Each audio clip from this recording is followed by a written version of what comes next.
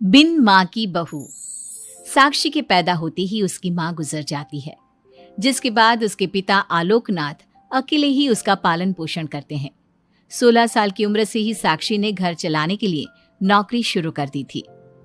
बेटी से बढ़कर एक बेटे की तरह वो अपने पिता को कंधे से कंधा मिलाकर काम में हाथ बटाती रहती है। साक्षी, मेरे होते हुए तुझे नौकरी करने की कोई जरूरत नहीं है। तेरे हर शौक पूरे करने के लिए मैं अभी जिंदा हूँ। और आपकी शौक का क्या पापा? आपके भी तो कुछ शौक होंगे ना, मुझे वही सब पूरे करने हैं। मेरे शौक का क्या बेटा, मैं तो बूढ़ा हो चुका हूँ। मेरे शौक तो तेरी माँ के साथ ही कब के मर चुके हैं। अब तो सिर्फ एक ही सपना है मेरा कि जल्दी से किसी अच्छे लड़के को देखकर तेरी शादी करा दूं। क्या पापा, आपकी हर बात मेरी शादी पर आकर ही क्यों अटक जाती है? अगर मैं चली गई तो आपका ख्याल कौन रखेगा? इसलिए मैं आपको छोड़कर कहीं नहीं जाऊंगी। अरे बेटा, एक ना एक दिन हर लड़के को जाना ही पड़ता है। तुझे भी जाना तो होगा ही। अपने पिता की बातों से निराश होकर साक्षी अपने रूम में चली जाती है। पिता से दूर होने के ख्याल से ही वो फूट फूट कर रोने लगती है। कुछ दिनों के बाद, आलोकनाथ जी, हमारी नजर में एक लड़का है। उसके पास बंगला, कार, सब कुछ है। सुना है करोड़पति लोग हैं वो। आप कहे तो आपकी बेटी के लिए बात करूं? अरे लेकिन हमारे इतने बड़े परिवार में अपनी बेटी ब्याहने की हैसियत नहीं है। उन सब की चिंता मत कीजिए। उन लोगों को दहेज वगैरह कुछ नहीं चाहिए। वो लोग तो सिर्फ अपने परिवार के लिए गुणी और संस्कारों से परिपूर्ण बहू चाहते हैं। अगर ऐसी बात है तो आप उन लोगों से मेरी बेटी के बारे में बात कीजिए। मेरी बेटी में वो सभी गुण हैं जो वो अपने परिवार की बहू के लिए चाहते हैं। इस तरह वो साक्षी का रिश्ता लेकर अर्जुन नाम के लड़की के परिवार के पास जाता है। साक्षी की फोटो देखकर लड़के वाले उसे झट से पसंद कर लेते हैं, जिसके बाद अर्जुन के परिवार वाले साक्षी को देखने उसके घर पहुंचते हैं। आलोकनाथ जी, हमें तो आपकी लड़की फोटो में ही पसंद आ गई, और फिर भाई साहब ने आपकी लड़की की तारीफ भी बहुत की है। अब तो बस आप हमें उससे मिलवा ही दीजिए। साक्षी बिटिया, बाहर आना तो। साक्षी। अपने पिता की आवाज सुनकर साक्षी तुरंत बाहर आ जाती है और एक एक करके सभी के पैर छूती है। आलोकनाथ जी, आपकी बेटी तो सच में बहुत गुणवान और संस्कारी लगती है। बिटिया, क्या क्या शौक है तुम्हारे? पापा, और अपनी ज़रूरतें पूरी करने के अलावा मेरे और कोई शौक नहीं है। आपने अपनी लड़की को सच में बहुत अच्छे संस्कार दिए हैं भाई साहब। इसे अपने घर की बहू बनाना तो हमारे लिए सौभाग्य की बात होगी। इस तरह सबकी राजी खुशी से अर्जुन और साक्षी की शादी भी हो जाती है। साक्षी की सास उसे एक माँ का भरपूर प्यार देती है और कभी उसे मायके की कमी महसूस नहीं होने देती। साक्षी बेटा, तू आराम कर। सुबह से घर के काम पर लगी है, थक गई होगी अब बिटिया। नहीं माँ, मैं ठीक हूँ, अब चिंता मत कीजिए। मैंने कहा ना, अपने रूम में जाकर आराम कर। अरे काम की टेंशन मत ले। अपनी सास की जिद के आगे हार मानकर साक्षी अपने रूम में चली जाती है। थोड़ी देर बाद उसका पति भी वहां पहुंच जाता है। साक्षी, तुमने मेरी रेड कलर की फाइल देखी क्या? जी नहीं, मैंने तो आपकी कोई फाइल नहीं देखी। साक्षी, तुमसे मेरी एक फाइल तक नहीं संभाली जाती। 1000 बार बोला है तुमसे कि मेरे सामान को हाथ मत लगाया करो। मेरी सुनती कहाँ हो तुम? माँ ने बहुत सर पर चढ़ा रखा है तुम्हें। अर्जुन के इतना कहते ही साक्षी रोने लगती है। साक्षी के रोने की आवाज सुनकर उसकी सास वहां पर आ जाती है। साक्षी बेटा, क्यों रो रही है? इस नालायक ने कुछ किया है क्या? साक्षी अपनी सास मीना को सारी बात बताती है। क्यों? गधे, अपनी फाइल का खुद तो ध्यान रखता नहीं और बहू को ताने देता है। माँ, अब तो रहने ही दो। आपको हर समय अपनी बहू ही सही लगती है। सही लगती नहीं, सही है मेरी बहू। माँ समझाइए ना इन्हें, ये हर समय मुझ पर गुस्सा करते रहते हैं। खबरदार अर्जुन, जो आज के बाद तूने मेरी बहू के साथ ऐसा बर्ताव किया तो मुझसे बुरा कोई नहीं होगा। अपनी माँ की डांट सुनकर अर्जुन वहां से चला जाता है। बहू, अगर दोबारा ये तुम्हें ऐसा कुछ कहे तो तुम मुझे आकर फौरन बोल देना। मैं हमेशा तुम्हारे साथ खड़ी रहूंगी बेटा। माँ, आप सच में बहुत अच्छी हो। मुझे बचपन से लेकर आज तक कभी एक माँ का प्यार नहीं मिला, लेकिन जब से आप मुझे मिली हैं तब से मुझे माँ की कमी कभी महसूस नहीं हुई। अरे पगली, मैं भी तो तेरी माँ ही हूँ, और मेरे होते हुए अब तुझे कभी अपनी माँ की कमी महसूस नहीं होगी। एक दिन, साक्षी अब मैं तंग आ चुका हूँ तुमसे, भगवान के लिए मुझसे दूर रहा करो। अब मुझे ना चिढ़ होने लगी है तुमसे। अर्जुन, ये क्या तरीका है अपनी पत्नी से बात करने का? माँ प्लीज, आप रोज रोज इसकी पैरवी करने मत आया कीजिए। अरे क्या हुआ, सुबह सुबह तमाशा क्यों लगा रखा है? पापा, आपको पता है इस साक्षी की वजह से मेरा लैपटॉप खराब हो गया है। ऑफिस का पूरा डाटा इसी में था, और देखिए ना, इसने उसमें चाय गिरा दी। अब मैं अपने बॉस को क्या जवाब दूंगा?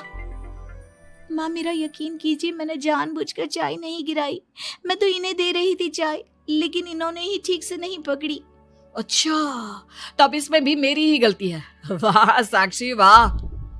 अर्जुन, तू बहू पर इतना क्यों भड़क रहा है?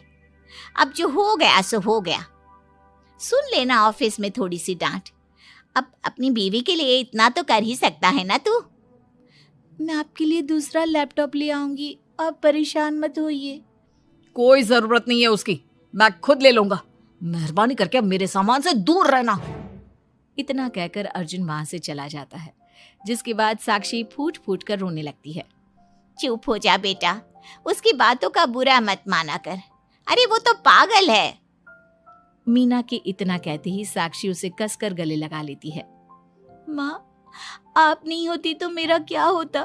मैं बहुत भाग्यशाली हूँ जो भगवान ने मुझे सास के रूप में मेरी माँ लौटा दी है।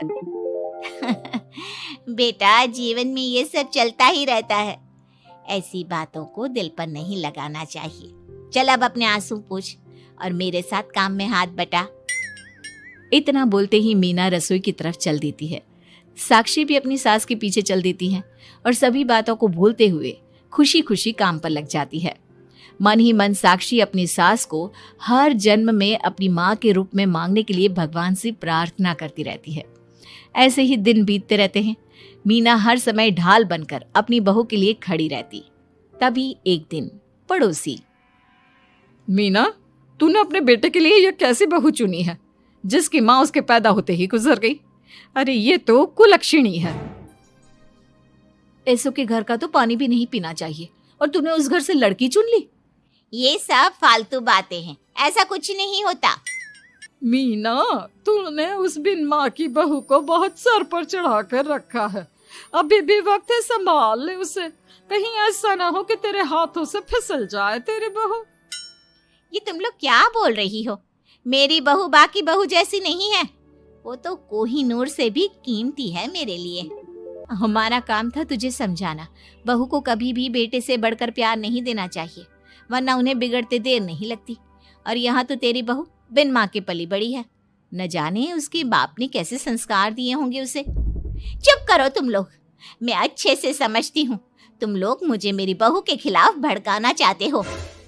देख मीना, हम तेरी सहेलियां हैं, तुझे भड़काकर हमें कुछ नहीं मिलने वाला, लेकिन बहू को इतना सर पर चढ़ाना ठीक नहीं।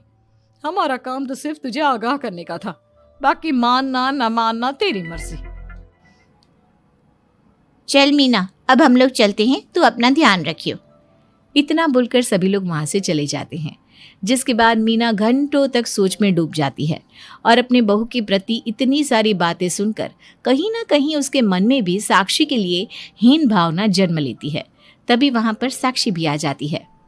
माँ जी, ये लीजिए चाय। रख दे और जा। क्या हुआ माँ जी, आप कुछ उखड़ी उखड़ी सी लग रही हैं। कहाँ ना जा यहाँ से, एक बार में तुझे सुनाई नहीं देता क्या?